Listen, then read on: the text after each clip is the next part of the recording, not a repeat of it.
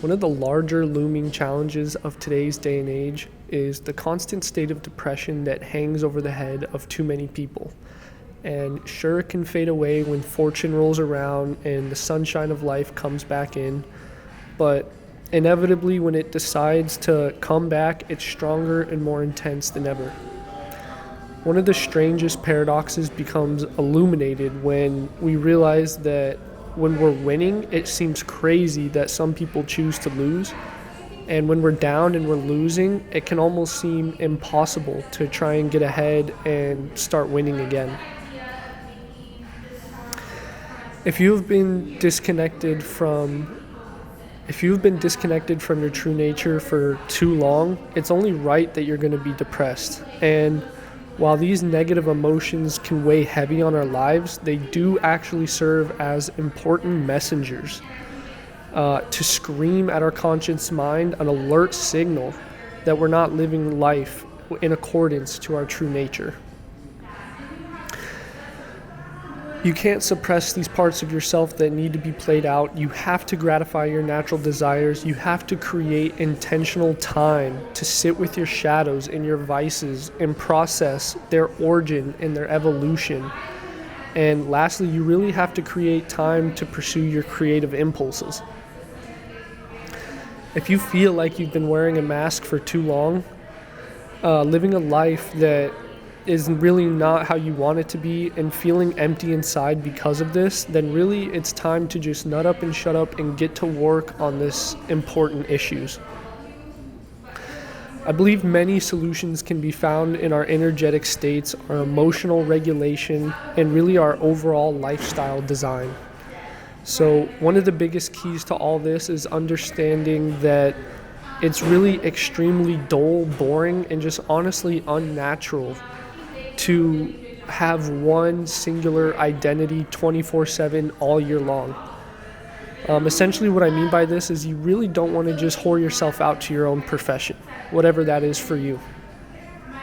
In my own life, an example of this in my own life is that I've been running a video production company for the past 8 years, and there was definitely a period of time where I did whore myself out to my profession, and I really disregarded every other aspect of myself and just only focused on that singular identity.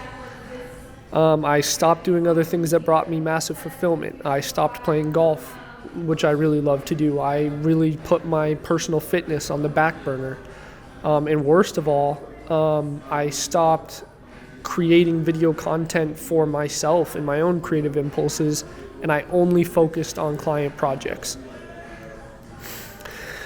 And this was a period in my life where I was severely disconnected from source. I was self-medicating to hide from those negative emotions, and I was just not going about things in the right way.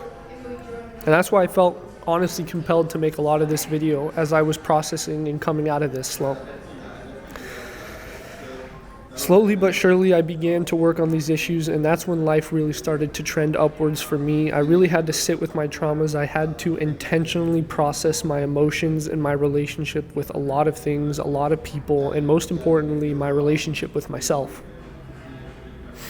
Some people will call this shadow work or inner work, and I believe that integrating this into the overall mainframe is some of the most important work that we can take on.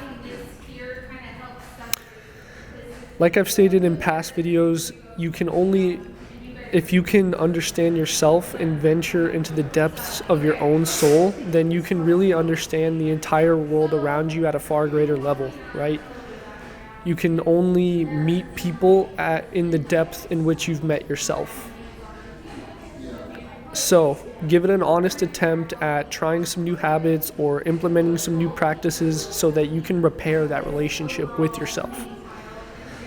What are some of the natural desires that you've been suppressing? What are some creative impulses that you have had that you have never pursued or brought to life?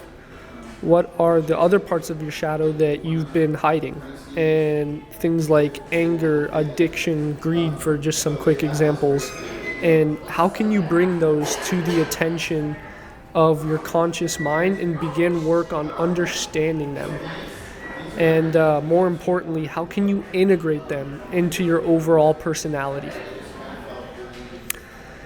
instead of kind of just suppressing them until they burst out and rear their ugly head again. So, two things I know to be true about depression are: one, depression can't hit a moving target. I'm sure most of us have heard this before. If you remain stagnant, if you whore yourself out to your profession, if you never meet, never associate with new people, if you never try to reinvent yourself, if you never pick up new hobbies, go down new rabbit holes, then don't be surprised when depression creeps its way into your life. And number two would be depression thrives in an overstimulated environment. And this is why it's super important to sit with yourself and live in that silence. And for most people, it's honestly just essential to drastically reduce your consumption habits. So really, when you reduce those, then you can ultimately begin creating some more. So it's good to remember that depression is a messenger. It's telling you that something needs to change and that you've drifted away from your authentic path and that parts of you have been left in the shadow for too long. So listen to it, work with it, and let it guide you back to better living.